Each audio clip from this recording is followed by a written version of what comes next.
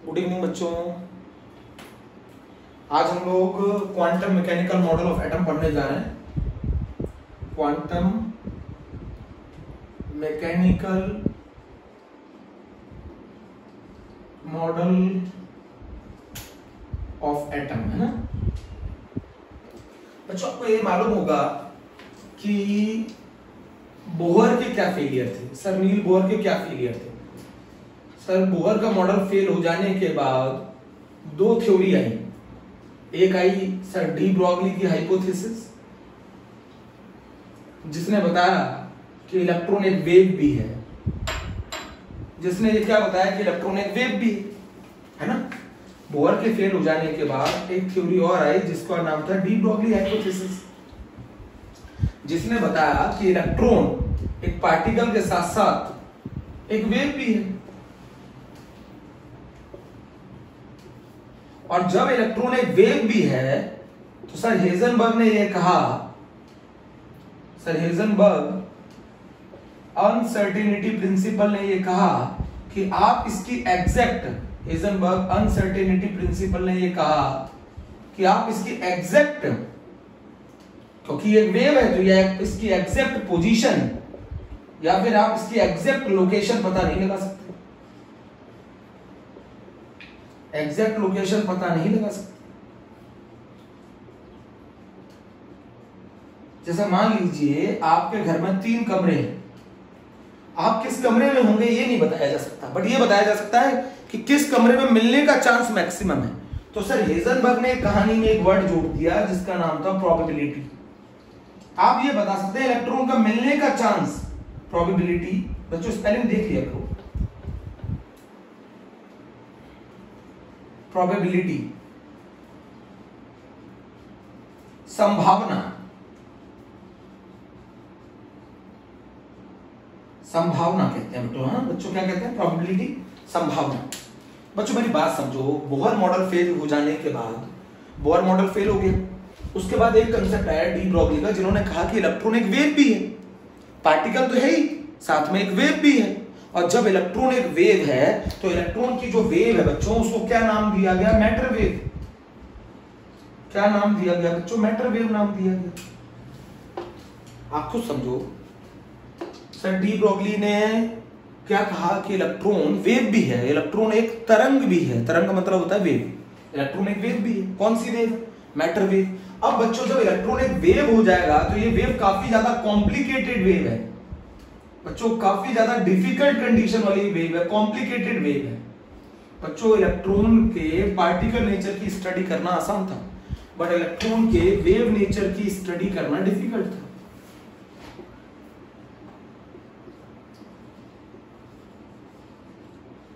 बच्चों सर नील बोहर ने तो इलेक्ट्रॉन के वेव नेचर को कंसीडर ही नहीं किया। सर नील बोहर ने हेजनबर्ग अनसर्टेनिटी प्रिंसिपल कंसीडर नहीं किया, तो नील बोहर की थ्योरी तो फेल हो गई। अब डी ब्रॉगली और हेजनबर्ग के कंसेप्ट को यूज करके सर अर्विन स्क्रोडिंगर ने एक इक्वेशन दी, इलेक्ट्रॉन की एक वेव इक्वेशन। भाई इलेक्ट्रॉन एक वेव और उसके लिए एक इक्वेशन बताई गई। मेरी बात समझिए, बोहर मॉडल फेल हुआ। बोहर मॉडल सिर्फ सिंगल इलेक्ट्रॉन स्पीसीज के लिए एप्लीकेबल था। इसने इलेक्ट्रॉन के वेव नेचर को कंसीडर नहीं किया, इसने हेजनबर्ग अनसर्टेनिटी प्रिंसिपल को कंसीडर नहीं किया, इसने माना सिर्फ इलेक्ट्रॉन का एक पार्टिकल नेचर होता है। बट बाद में मालूम चला कि डी ब्रॉगली ने कहा कि इलेक्ट्रॉन का वेव नेचर भी होता है, और जब पार्टिकल से रिलेटेड वेव को क्या बोला गया? मैटर वेव बोला गया। और अगर इलेक्ट्रॉन वेव है तो हर जगह प्रेजेंट हो सकता है, तो उसकी एग्जैक्ट लोकेशन, उसकी एग्जैक्ट पोजीशन पता लगा पाना बड़ा मुश्किल था। आप उसकी एग्जैक्ट पोजीशन पता लगा ही नहीं सकते, आप सिर्फ ये संभावना बता सकते हैं कि इलेक्ट्रॉन के मिलने का चांस यहां मैक्सिमम है, इलेक्ट्रॉन के मिलने की प्रोबेबिलिटी यहां मैक्सिमम है। आप ये बता सकते हैं इलेक्ट्रॉन यहां मिल सकता है, बट आप ये नहीं कह सकते इलेक्ट्रॉन यहीं मिलेगा। मेरे बच्चों मेरी बात समझो, बोहर मॉडल के फेलियर थे। बोहर का जो मॉडल था वो सिर्फ सिंगल इलेक्ट्रॉन लाइक स्पीसीज के लिए एप्लीकेबल था, इसके आगे एप्लीकेबल नहीं था। बोहर के मॉडल में इलेक्ट्रॉन का वेव नेचर कंसीडर नहीं किया गया। बोहर एग्जैक्ट पोजीशन बता रहे थे इलेक्ट्रॉन की, जबकि एग्जैक्ट पोजीशन, एग्जैक्ट लोकेशन तो इलेक्ट्रॉन की पता लगा ही नहीं जा सकती। बोलो बच्चों, आप नहीं समझे, बोहर का मॉडल फेल हुआ। बोहर के मॉडल फेल होने के बाद दो कंसेप्ट आए, डी ब्रॉगली हाइपोथेसिस।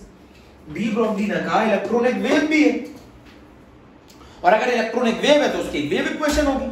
बट बच्चों वो बहुत ही कॉम्प्लिकेटेड वेव है, उसका जो वेव नेचर है वो काफी कॉम्प्लिकेटेड है, उसके पार्टिकल नेचर की स्टडी करना बहुत आसान था। इलेक्ट्रॉन के पार्टिकल नेचर की स्टडी करना आसान था, बट इलेक्ट्रॉन के वेव नेचर की स्टडी करना डिफिकल्ट था। और जब इलेक्ट्रॉन एक वेव है तो वो वेव हर जगह हो सकती है। तो आप इलेक्ट्रॉन यहां भी हो सकता है, यहां भी हो सकता है, यहां भी हो सकता है, यहां भी हो सकता है।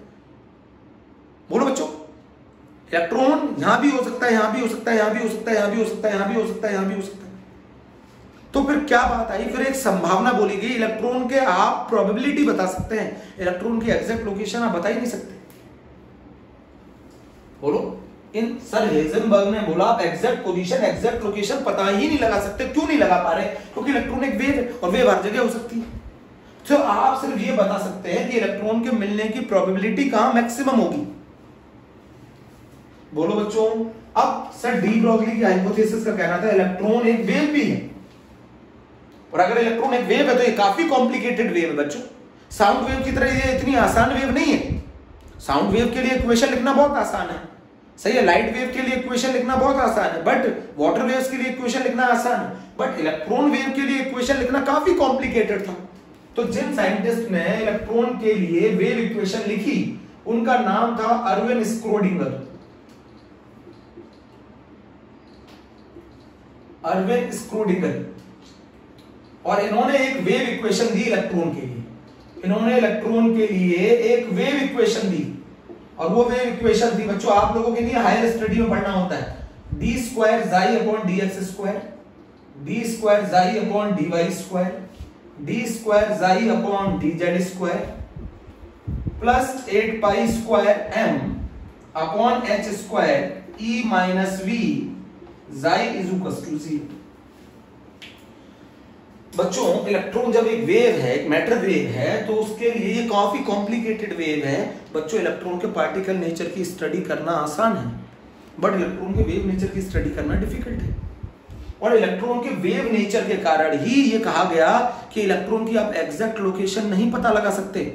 सर नील बोयर ने इलेक्ट्रॉन की एग्जैक्ट लोकेशन की बात की थी, बट हेजनबर्ग अनसर्टेनिटी प्रिंसिपल आ जाने के बाद आप एग्जैक्ट लोकेशन इलेक्ट्रॉन की पता लगा ही नहीं सकते। आप ये बता सकते हैं यहां इलेक्ट्रॉन के मिलने की प्रोबेबिलिटी ज्यादा है, बट आप इलेक्ट्रॉन की एग्जैक्ट लोकेशन पता लगा ही नहीं सकते। आप ये बोल सकते हैं इलेक्ट्रॉन यहां मिलेगा, बट आप ये नहीं कह सकते यहीं मिलेगा। अभी भी नहीं समझे? बोलो, इलेक्ट्रॉन के अभी तक जितनी भी बात हो रही थी सर नील बोयर तक, वो बात हो रही थी इलेक्ट्रॉन के पार्टिकल नेचर को लेकर, और इलेक्ट्रॉन के पार्टिकल नेचर की स्टडी करना आसान है। बट सर डी ब्रॉगली ने आके कह दिया कि इलेक्ट्रॉन का एक नेचर और भी होता है, और इलेक्ट्रॉन का एक अगर वेव नेचर है तो उसके लिए एक इक्वेशन लिखनी होगी, वेव इक्वेशन।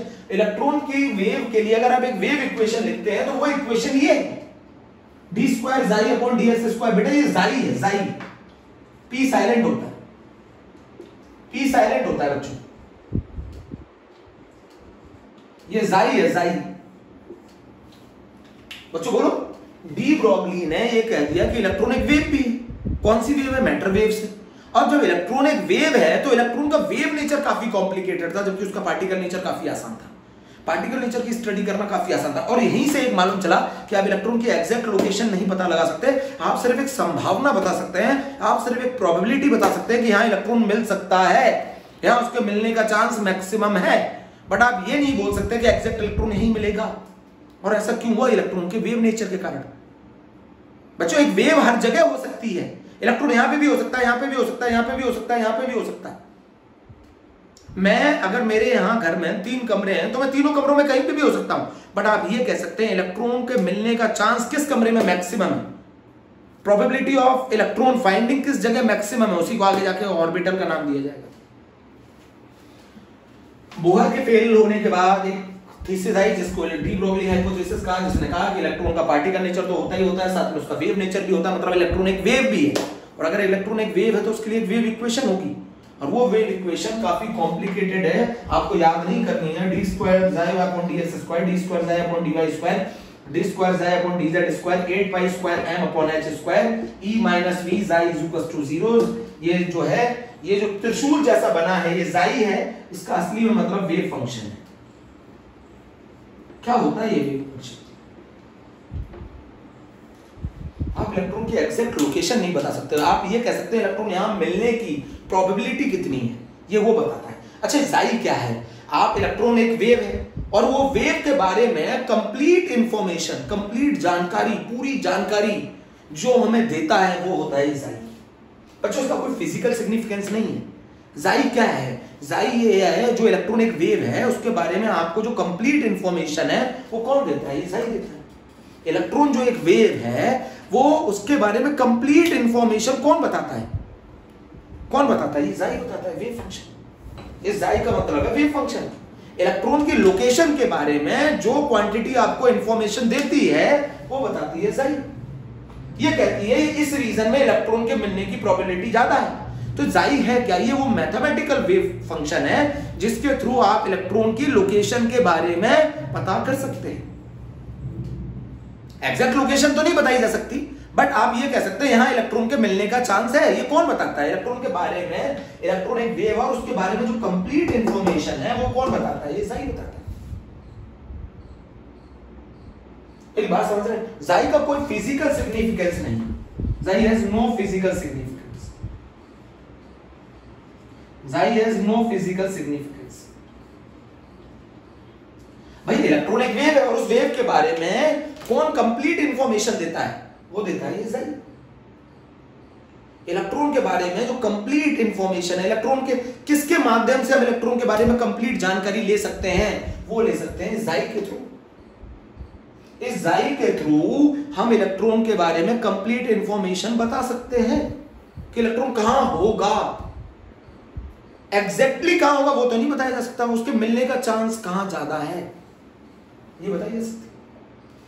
इस मैथमेटिकल फंक्शन के माध्यम से आप इलेक्ट्रॉन के बारे में कंप्लीट इंफॉर्मेशन दे सकते हैं। इस मैथमेटिकल फंक्शन के माध्यम से आप इलेक्ट्रॉन के बारे में कंप्लीट इंफॉर्मेशन दे सकते हैं, या आप इलेक्ट्रॉन के बारे में जानकारी दे सकते हैं। जो इलेक्ट्रॉनिक वेव है उसके बारे में कंप्लीट इंफॉर्मेशन किसके थ्रू मिलेगी, जाई के थ्रू मिलेगी। और वो जो इलेक्ट्रॉनिक वेव है उसके लिए कौन सी इक्वेशन लिखी गई, जो इलेक्ट्रॉनिक वेव है उसके लिए कौन सी इक्वेशन लिखी गई, ये वाली इक्वेशन लिखी गई, इसको बोला गया Irwin Schrödinger electron wave equation. बोलो बच्चों, अर्विन स्क्रोडिंगर वेव इक्वेशन बोलो बच्चों। नहीं आया समझ सर, बोहर की थ्योरी फेल हुआ, बोहर मॉडल फेल हुआ। बोहर मॉडल फेल होने के बाद एक थीसिस आई जिसका नाम था डी ब्रोगली हाइपोथेसिस। इस थीसिस का कहना था जो इलेक्ट्रॉन है वो दो तरीके का नेचर शो करता है, पार्टिकल नेचर और वेव नेचर। तो इलेक्ट्रॉन का पार्टिकल नेचर की स्टडी करना काफी आसान थी, बट इलेक्ट्रॉन का जो वेव नेचर है वो काफी कॉम्प्लिकेटेड था। ये काफी कॉम्प्लिकेटेड वेव है और इसकी स्टडी करना काफी डिफिकल्ट है। और जब इलेक्ट्रॉन एक वेव है तो उसके बारे में उसको एग्जैक्ट लोकेशन, उसकी एग्जैक्ट पोजीशन पता लगा पाना पॉसिबल नहीं था, बट सिर्फ ये बताया जा सकता था कि इलेक्ट्रॉन के मिलने का चांस यहां ज्यादा है, प्रोबेबिलिटी बताई जा सकती थी। तो सर हेजनबर्ग के अनसर्टेनिटी प्रिंसिपल के कारण आपको एक चीज मालूम चली, और वो मालूम चली अनिश्चितता। इलेक्ट्रॉन के मिलने की प्रोबेबिलिटी बताई जा सकती है बट इलेक्ट्रॉन की एग्जैक्ट लोकेशन नहीं बताई जा सकती। तो जब इलेक्ट्रॉन एक वेव है तो उसके लिए एक वेव इक्वेशन लिखी जाएगी, और जब वो इलेक्ट्रॉन एक वेव है तो उसके लिए जो वेव इक्वेशन होगी वो होगी D square psi upon dx square, D square psi upon dy square, D square psi upon dz square, 8 pi square m upon h square e minus v psi is equal to 0। तो ये जाई जो है वो एक wave function है जिसका कोई फिजिकल सिग्निफिकेंस नहीं है। ये वो फंक्शन है जिसके थ्रू, ये वो माध्यम है जिसके थ्रू आप इलेक्ट्रॉन के बारे में जानकारी दे सकते हैं। इलेक्ट्रॉन अगर एक वेव है तो उसके बारे में मुझे कंप्लीट इंफॉर्मेशन कौन देगा, उसके बारे में जानकारी कौन देगा, ये देगा सर। बोलो बच्चों, ये देगा सर। इस इक्वेशन को बोला गया अर्विन स्क्रोडिंगर वेव इक्वेशन। बच्चों इसमें एक वर्ड और बहुत इंपॉर्टेंट आता है, वो बता रहा हूं मैं आपको, समझने की कोशिश करिएगा ये टॉपिक। बच्चों जाई स्क्वायर जो है ये प्रोबेबिलिटी ऑफ फाइंडिंग इलेक्ट्रॉन बताता है। probability of finding an electron in a given volume, in a given unit volume, probability of finding electron। बच्चों इस चीज को आपको मेमोराइज करना है, पेपर में पूछा जाता है। बच्चों पेपर में पूछा जाता है कि जाई स्क्वायर क्या बताता है, तो जाई स्क्वायर बताता है प्रोबेबिलिटी ऑफ फाइंडिंग इलेक्ट्रॉन। किसी जगह इलेक्ट्रॉन के मिलने की प्रोबेबिलिटी क्या होगी, वो है ये जाई स्क्वायर। बच्चों जाई स्क्वायर का मतलब है probability of finding electron. Memorize करना है बच्चों बहुत अच्छे से, बहुत अच्छे से मेमोराइज करना है बच्चों इस बात को, बहुत बहुत इंपॉर्टेंट है ये बात। बच्चों आप मेरी बात को समझो, इलेक्ट्रॉन जो है वो बताया गया बाद में से डी ब्रॉगली ने कि इलेक्ट्रॉन एक वेव है। और अगर इलेक्ट्रॉन एक वेव है तो एक कैसी वेव है, काफी कॉम्प्लिकेटेड वेव है बच्चों। उसका पार्टिकल नेचर की स्टडी करना काफी आसान है, बट इलेक्ट्रॉन के वेव नेचर की स्टडी करना काफी मुश्किल है, काफी कॉम्प्लिकेटेड वेव है, इसकी स्टडी करना काफी डिफिकल्ट है। और जब इलेक्ट्रॉन एक वेव है तो हर जगह हो सकता है, इसीलिए इन्होंने बोला आप इलेक्ट्रॉन की एग्जैक्ट पोजीशन या एग्जैक्ट लोकेशन पता नहीं लगा सकते, आप सिर्फ उसके बारे में एक प्रोबेबिलिटी बता सकते हैं कि वो कहां हो सकता है, मैक्सिमम उसके मिलने के चांस कहां हो सकते हैं, प्रोबेबिलिटी बता सकते हैं। और जब इलेक्ट्रॉन एक वेव है तो उसके लिए एक वेव इक्वेशन भी डिफाइन होगी, और वो वेव इक्वेशन थी ये। और बच्चों उस इलेक्ट्रॉन जो एक वेव है उसके बारे में, उस इलेक्ट्रॉन के बारे में जो कंप्लीट इंफॉर्मेशन दी गई वो इस मैथमेटिकल फंक्शन के द्वारा दी गई जिसको बोला गया साई। और ये वेव फंक्शन है, इसके थ्रू आप उस इलेक्ट्रॉन के बारे में कंप्लीट जानकारी ले सकते हैं।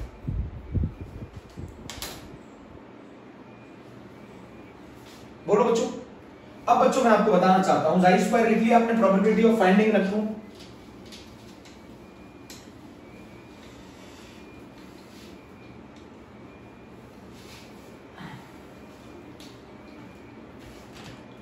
अब बच्चों मेरी बात सुनिएगा बहुत ध्यान से कि इस मैथमेटिकल इस इक्वेशन को, भाई मैथ्स में है, अगर हम इस इक्वेशन को सॉल्व करते हैं बच्चों, इस इक्वेशन को अगर हम सॉल्व करते हैं, इसके सॉल्यूशन निकालते हैं, तो हमें 3 क्वांटम नंबर मिलते हैं। 3 क्या मिलते हैं? 3। अगर बच्चों इस इक्वेशन का सॉल्यूशन निकाला जाता है तो हमें 3 क्वांटम नंबर मिलते हैं जो हमें इलेक्ट्रॉन की लोकेशन को या इलेक्ट्रॉन के कहां होगा उसके बारे में जानकारी देते हैं। बच्चों ये मैथमेटिकल इक्वेशन है, अगर हम इस इक्वेशन को सॉल्यूशन करें, इस इक्वेशन के सॉल्यूशन निकालें, तो वो सॉल्यूशन हमें क्या देते हैं? क्वांटम नंबर देते हैं। और ये क्वांटम नंबर होते हैं 3।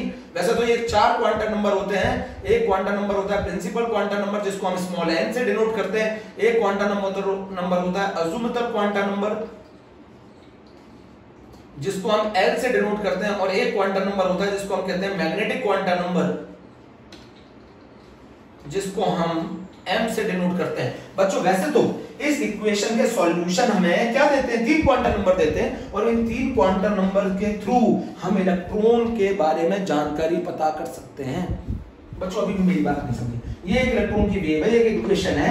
अगर हम इसके सॉल्यूशन निकालते हैं, मैक्सिमम सॉल्यूशन नहीं निकालते इक्वेशन के, अगर हम इस इक्वेशन के सॉल्यूशन निकालते हैं तो ये हमें 3 क्वांटम नंबर की इंफॉर्मेशन देते हैं। Principal quantum number n, azimuthal quantum number L और magnetic quantum number M।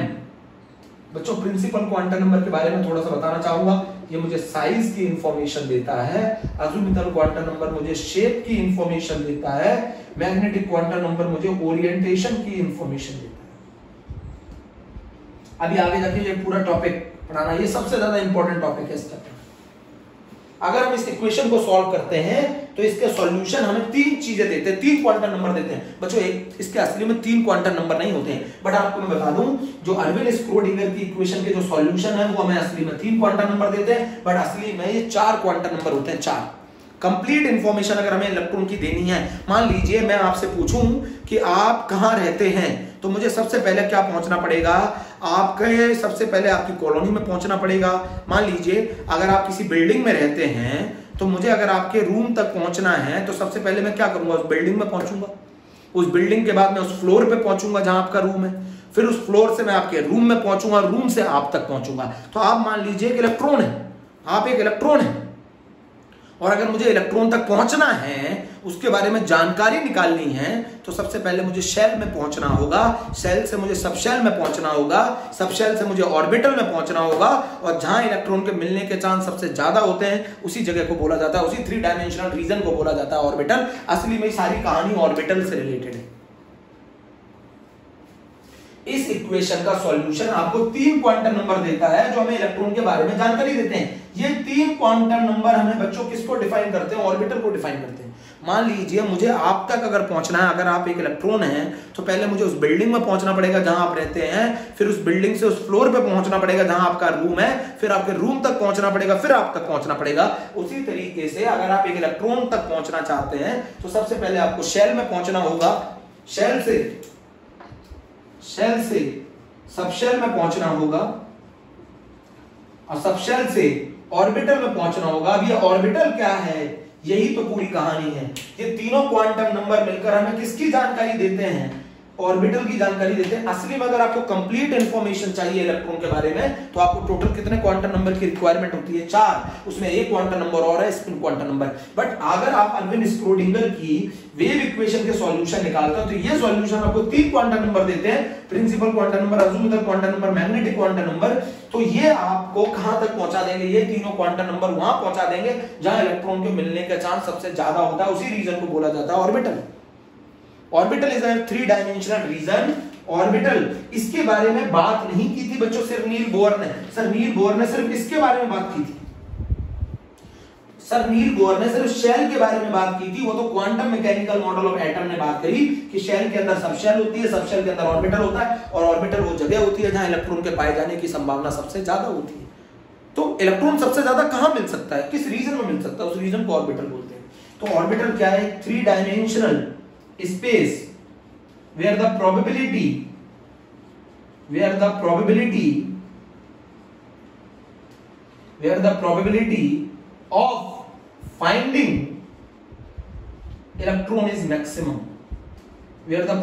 of finding electron is maximum. बच्चों इलेक्ट्रॉन एक वेव है, काफी कॉम्प्लिकेटेड वेव है, उसकी स्टडी काफी डिफिकल्ट है। उसके लिए एक वेव इक्वेशन दी गई, और वो वेव इक्वेशन थी अरविंद स्क्रोडिंगर की वेव इक्वेशन। अरविंद स्क्रोडिंगर की जो वेव इक्वेशन थी, इसके अगर मैं सॉल्यूशन निकालता हूं तो मुझे 3 क्वांटम नंबर मिलते हैं, principal quantum number, azimuthal quantum number, magnetic quantum number. ये तीनों क्वांटम नंबर की इंफॉर्मेशन मुझे कहां तक पहुंचाएगी? ऑर्बिटल। और ऑर्बिटल में किसके मिलने का चांस सबसे ज्यादा होता है? ऑर्बिटल वो रीजन है जहां इलेक्ट्रॉन के मिलने की प्रोबेबिलिटी 90% होती है। इस रीजन में इलेक्ट्रॉन के मिलने की प्रोबेबिलिटी सबसे ज्यादा है, उस रीजन को बोला जाता है orbital. Orbital is a 3 dimensional space, orbital is a 3 dimensional region where the probability of finding electron is maximum. और उस इलेक्ट्रॉन उस ऑर्बिटल तक पहुंचने के लिए आपकी जो मदद करेंगे वो 3 क्वांटम नंबर करेंगे, principal quantum number, azimuthal quantum number, magnetic quantum number.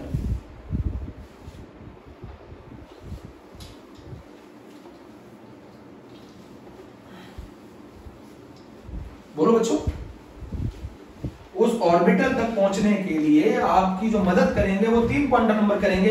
असली में टोटल क्वांटम नंबर कितने होते हैं? 4 होते हैं बच्चों। असली में टोटल क्वांटम नंबर 4 होते हैं।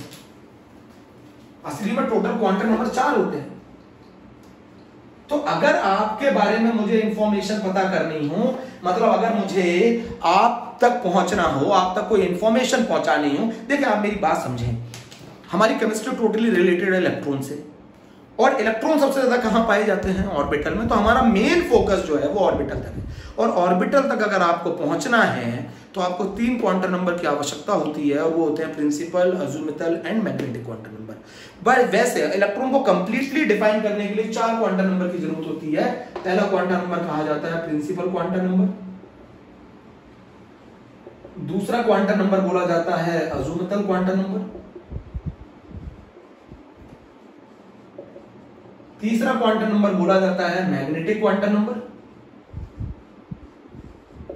और चौथा क्वांटम नंबर बोला जाता है, ये कंप्लीट इंफॉर्मेशन देते हैं, स्पिन क्वांटम नंबर। बच्चों इसे ms से डिनोट करते हैं, इसे m से डिनोट करते हैं, इसे l से डिनोट करते हैं, और इसे n से डिनोट करते हैं। तो कंप्लीट इंफॉर्मेशन अगर आपको इलेक्ट्रॉन के बारे में देनी है तो आपको 4 क्वांटम नंबर की आवश्यकता होती है। बट ये जो 3 क्वांटम नंबर है, अगर आप अरविंद स्क्रोडिंगर की जो वेव इक्वेशन है, अगर आप उसके सॉल्यूशन निकालते हैं तो उसके सॉल्यूशन आपको कितने क्वांटम नंबर देते हैं? 3। अगर आप अरविंद स्क्रोडिंगर की वेव इक्वेशन के सॉल्यूशन निकालते हैं तो वो 3 क्वांटम नंबर देते हैं, और ये 3 क्वांटम नंबर आपको कहां तक पहुंचाएंगे? मुझे जरा बताओ। ये 3 क्वांटम नंबर आपको पहुंचाएंगे उस जगह तक जहां इलेक्ट्रॉन के मिलने की संभावना सबसे ज्यादा होती है ऑर्बिटल। तो ऑर्बिटल को डिफाइन करने के लिए कितने क्वांटम नंबर की आवश्यकता होती है? 3। और इलेक्ट्रॉन को पूरा डिफाइन करने के लिए कितने क्वांटम नंबर की आवश्यकता होती है? 4। जरा समझो इस बात को।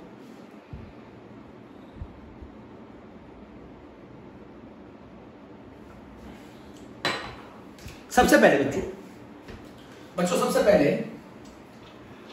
सर अरविंद स्क्रोडिंगर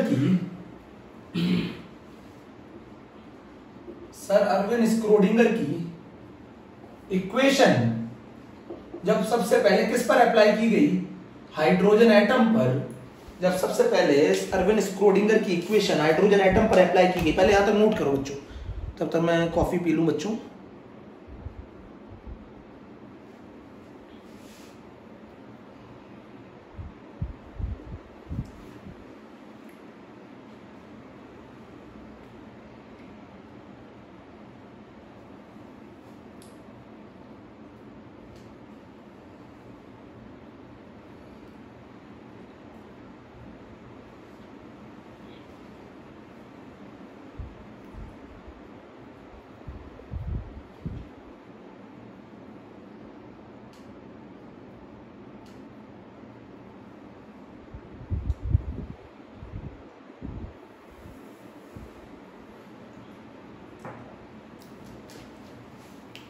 बच्चों सबसे पहले जब अरविंद स्क्रोडिंगर की इक्वेशन का हाइड्रोजन एटम के ऊपर अरविंद स्क्रोडिंगर की वेव इक्वेशन का क्या प्रभाव पड़ता है?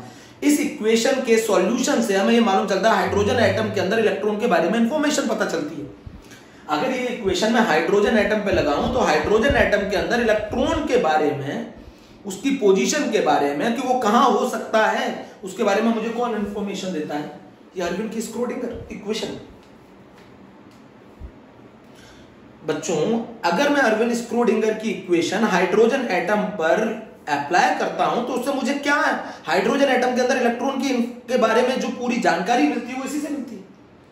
तो अगर मैं अरविंद स्क्रोडिंगर की इक्वेशन अप्लाई करूं हाइड्रोजन एटम पे तो मुझे 3 क्वांटम नंबर मिलेंगे, principal quantum number, azimuthal quantum number, magnetic quantum number. ये मुझे कहां तक पहुंचाएंगे?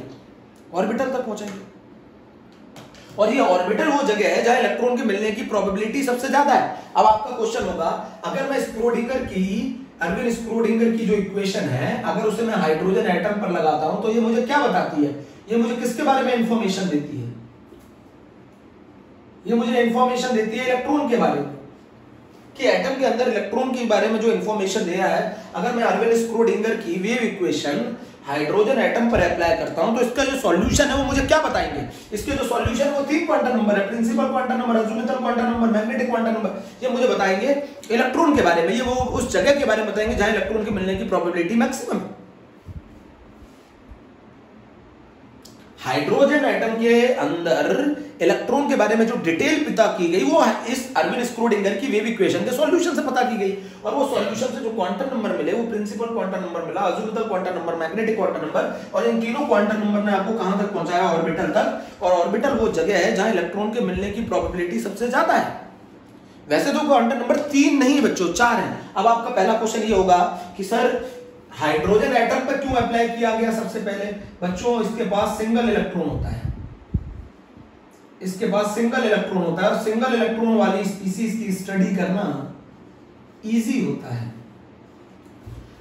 सर अरविंद स्क्रोडिंगर की इक्वेशन का हाइड्रोजन एटम पर क्या प्रभाव है? अगर हम हाइड्रोजन एटम के ऊपर अरविंद स्क्रोडिंगर की वेव इक्वेशन के सॉल्यूशन निकालते हैं हाइड्रोजन एटम के अंदर, तो हमें इलेक्ट्रॉन की डिटेल पता लगा सकते हैं, इलेक्ट्रॉन की डिटेल पता लगती है।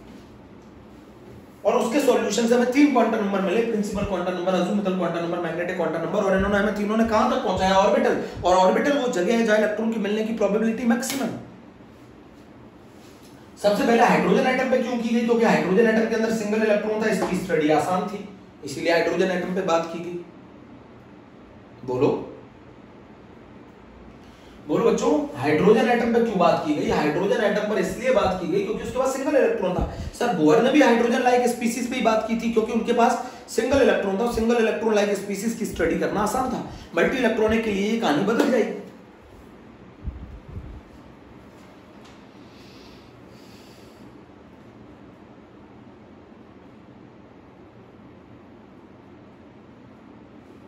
मैं फिर से वो कहानी को बताना चाह रहा हूं, जब सर अर्विन स्क्रोडिंगर की इक्वेशन जब हाइड्रोजन एटम पर अप्लाई की गई तो उसने हमें इलेक्ट्रॉन के बारे में इंफॉर्मेशन दी। उसने हमें इलेक्ट्रॉन के बारे में इंफॉर्मेशन दी, किन की मदद से दी? Principal quantum number, azimuthal quantum number, magnetic quantum number. तो अगर आप इलेक्ट्रॉन के बारे में पूरी इंफॉर्मेशन चाहते हैं तो 4 क्वांटम नंबर की आवश्यकता है, और अगर आप इलेक्ट्रॉन तक पहुंचना चाहते हैं तो सबसे पहले आपको कहां पहुंचना पड़ेगा? ऑर्बिटल तक। जब हमने अर्विन स्क्रोडिंगर की वेव इक्वेशन हाइड्रोजन एटम पर अप्लाई की तो इसके सॉल्यूशन ने हमें क्या दिए? Principal quantum number, azimuthal quantum number, magnetic quantum number, और इन 3 क्वांटम नंबर की मदद से हम कहां पहुंच जाते हैं? ऑर्बिटल तक। और ऑर्बिटल वो रीजन है जहां इलेक्ट्रॉन के मिलने की प्रोबेबिलिटी मैक्सिमम है। तो आप शेल से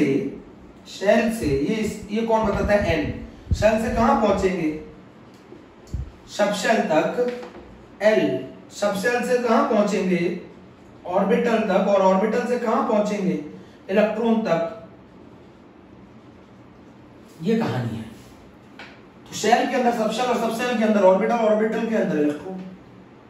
तो अगर यहां तक पहुंचने के लिए तो अर्विन स्क्रोडिंगर की जो इक्वेशन है उसके सॉल्यूशन से हमें 3 क्वांटम नंबर मिले।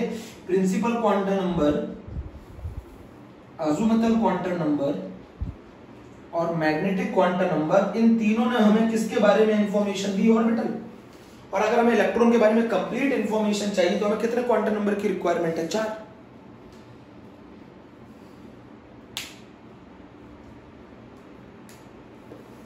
जहां इलेक्ट्रॉन मिलता है ऑर्बिटल, जहां इलेक्ट्रॉन मिलता है ऑर्बिटल, उसकी कंप्लीट इंफॉर्मेशन देने के लिए आपको 3 क्वांटम नंबर की आवश्यकता है। और अगर इलेक्ट्रॉन के बारे में, ऑर्बिटल की कहानी क्यों इंपॉर्टेंट है? क्योंकि ऑर्बिटल ही वो जगह है जहां इलेक्ट्रॉन के मिलने की प्रोबेबिलिटी मैक्सिमम है। और सारी कहानी इलेक्ट्रॉन से रिलेटेड है हमारी पूरी केमिस्ट्री में। आपको मालूम होगा, आपने पढ़ा होगा पहले कि इलेक्ट्रॉन वही इलेक्ट्रॉन पार्टिसिपेट करते हैं जो वैलेंस शेल में होते हैं, ओल्ड थ्योरी। बट आप अब देखिए कहानी बिल्कुल बदल जाती है कि शेल के अंदर सबशेल, और सबशेल के अंदर ऑर्बिटल, और ऑर्बिटल के अंदर इलेक्ट्रॉन प्रेजेंट होते हैं। पहले सिर्फ कहानी यहां तक थी, अब कहानी ऑर्बिटल तक है। तो अगर आप ऑर्बिटल को डिफाइन करना चाहते हैं जहां इलेक्ट्रॉन के मिलने की प्रोबेबिलिटी सबसे ज्यादा है, तो उसको डिफाइन करने के लिए आपको कितने क्वांटम नंबर की आवश्यकता है? 3। और अगर आपको इलेक्ट्रॉन को कंप्लीटली डिफाइन करना है तो आपको टोटल कितने क्वांटम नंबर की आवश्यकता है? 4। और अगर मैं ये बताना चाहूंगा कि अर्विन स्क्रोडिंगर की वेव इक्वेशन के जब सॉल्यूशन निकाले गए तो उन्होंने हमें 3 क्वांटम नंबर दिए, principal quantum number, azimuthal quantum number, magnetic quantum number. और इन 3 क्वांटम नंबर ने हमें ऑर्बिटल के बारे में जानकारी दी। और ऑर्बिटल वो जगह है जहां इलेक्ट्रॉन के मिलने की प्रोबेबिलिटी मैक्सिमम है। तो हमें ऑर्बिटल के अंदर कौन प्रेजेंट होता है? इलेक्ट्रॉन।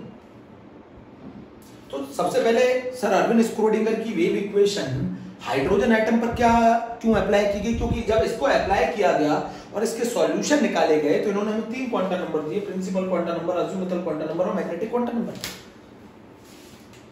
आपको बच्चों मालूम होना चाहिए जाई क्या है? जाई एक वेव फंक्शन है। इलेक्ट्रॉन जो एक वेव है उसके बारे में कंप्लीट जानकारी हम किससे पता लगा सकते हैं? जाई से। बोलो, अगर आपको मान लो अगर आपको कोई इंफॉर्मेशन ढूंढनी है किसी किताब में, तो सबसे पहले आप किताब ओपन करते हैं, फिर वो पेज तक पहुंचते हैं, फिर उस पेज में इंफॉर्मेशन ढूंढते हैं, ऐसे ही पहुंचते हैं ना। ऐसे ही ये जाई आपको उस इलेक्ट्रॉन तक पहुंचाने में, उस इलेक्ट्रॉन के बारे में कंप्लीट इंफॉर्मेशन प्रोवाइड करता है। जो इलेक्ट्रॉन एक वेव है उसके बारे में कंप्लीट इंफॉर्मेशन, कंप्लीट जानकारी किससे मिलती है? जाई से। और जाई स्क्वायर हमें बताता है probability of finding an electron.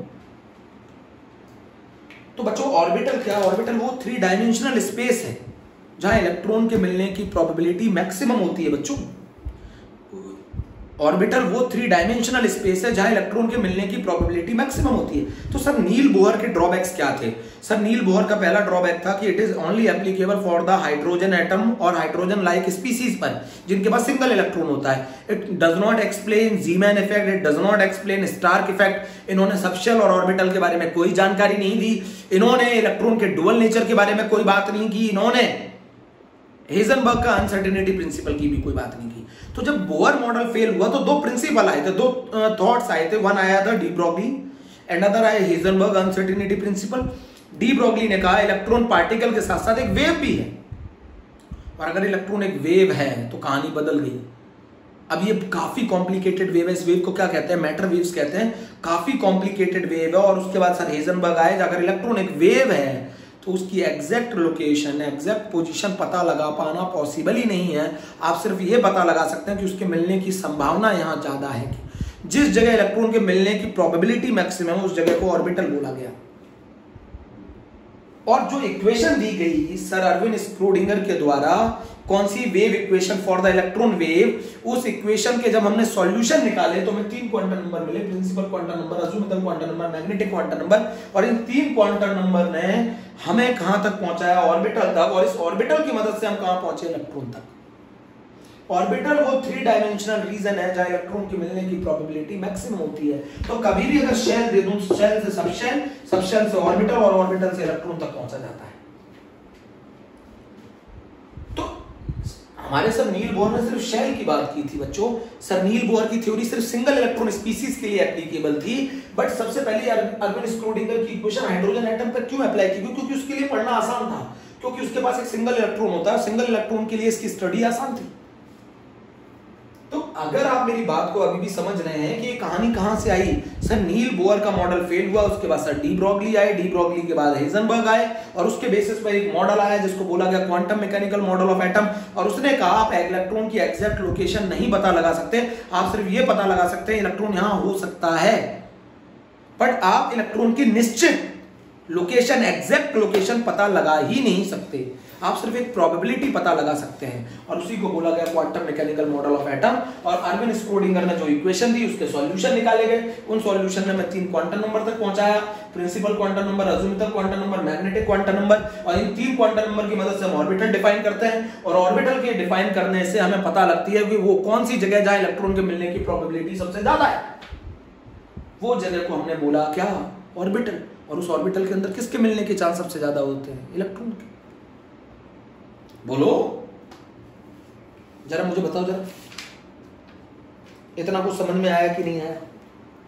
हमारा मेरा पूरा फोकस कहां पर है? अगर आप इलेक्ट्रॉन तक पहुंचना चाहते हैं तो आपको कहां पहुंचना पड़ेगा?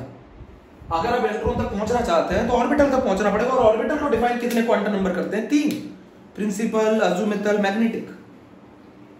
Principal, azimuthal, magnetic quantum number. बच्चों बहुत बड़ा चैप्टर है, बहुत स्लो पढ़ाना पड़ता है, मजबूरी है, क्योंकि ये जब तक नहीं आएगा तब तक आपको केमिस्ट्री में नहीं आएगा कुछ भी। तो आपको समझ में आया कि हम कैसे, जैसे मुझे अगर आप तक पहुंचना है तो सबसे पहले आपकी बिल्डिंग तक पहुंचना होगा, बिल्डिंग के बाद आपके फ्लोर तक पहुंचना होगा, फ्लोर से रूम तक पहुंचना होगा, और रूम से आप तक पहुंचना होगा। तो बिल्डिंग क्या है? शेल।